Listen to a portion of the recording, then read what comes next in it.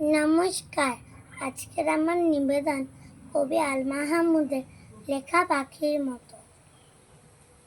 আম্মা বলেন, পয়রে সোনা। আব্বা বলেন, মন দে। পাখি আমার মন বসে না কাঁঠাল চাপার গন্ধে।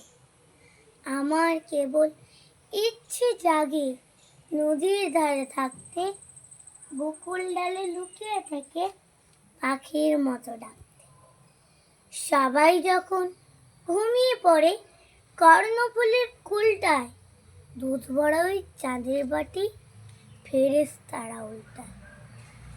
তখন কেবল ভাবতে থাকি, কেমন করে উড়বো, কেমন করে শহর ছেড়ে সবুজ গায়ে ঘুরবো।